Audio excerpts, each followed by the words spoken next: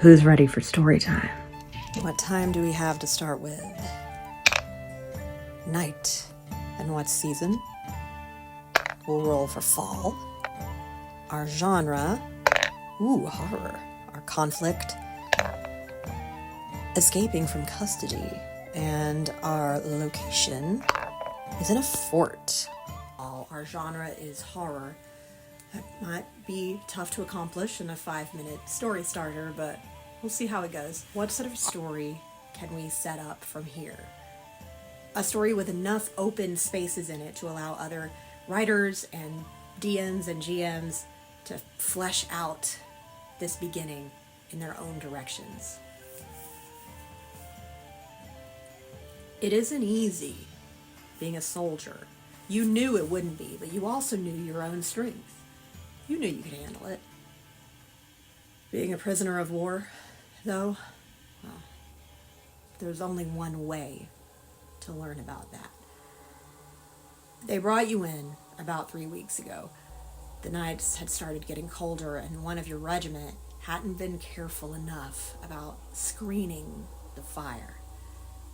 It gave away your position, and the enemy troops had swarmed in faster than anyone could have anticipated. The enemy had converted an old stone manor house into a makeshift ramshackle fort. They marched you and the dozen or so surviving members of your regiment inside the walled outer yard, half dragging you over rough cobblestones slimed with mud and rotting autumn leaves. The clang of the gate as it closed, followed by the insistent whisper of its lock being turned, made your blood feel suddenly heavy in your veins, weighing you down with a terrified, paralyzing sense of helplessness. No, that was 3 weeks ago. It wasn't so bad then, before the guards started disappearing. At first, you and your comrades took it as an encouraging sign. Perhaps other skirmishes were occurring outside these high stone walls. Perhaps a guard went out on patrol and never came back. Perhaps our side is gaining the upper hand once more. You've been a soldier for a while now. You're uncomfortably familiar with the look of a troop under attack, the faces of comrades fighting a losing battle. These guards, they don't look like soldiers under attack. They're not banding together or hurrying to bolster defenses or reallocate scarce resources. They don't have the faces of people working toward a plan. But neither do they have the faces of those who wave the white flag. You've never seen faces like these.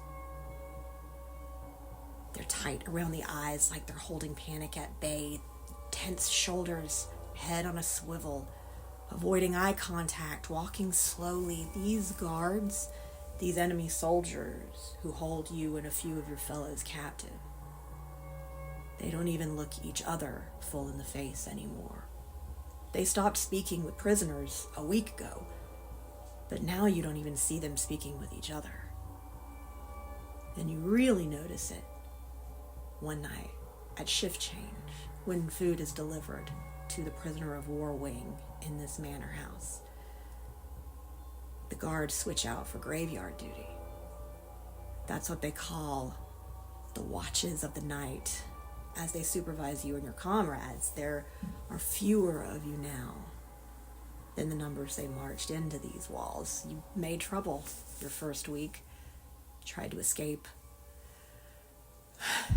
In the chaos of the escape attempt, you and your men and your women and your fellow soldiers, you broke through so many things. You were so close. And in the chaos, you also broke a few of the old worm-eaten antiques that had been left behind when this stone-hewn manor house was abandoned in years gone by.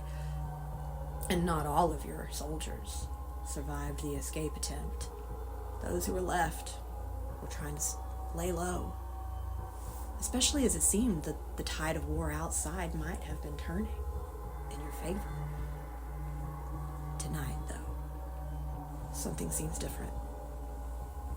The guards who bring your meager rations keep twitching their hands to their weapons, but not because of you.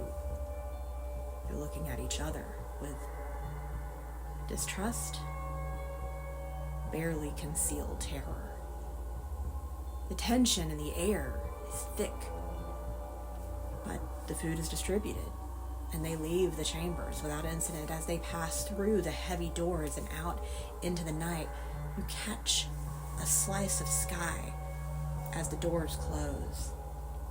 Ink-stained black, filled with stars, a black moon night, so dark that even the lesser stars flame out in brilliance. It's bitter cold in this part of the world, here in the waning of the year, and your breath streams from your mouth like smoke. You and one of the other guards each notice it at the same time. His fellow, his partner, tonight in graveyard duty. No breath clouds out around his face. Not a wisp. So, what story will you tell from here?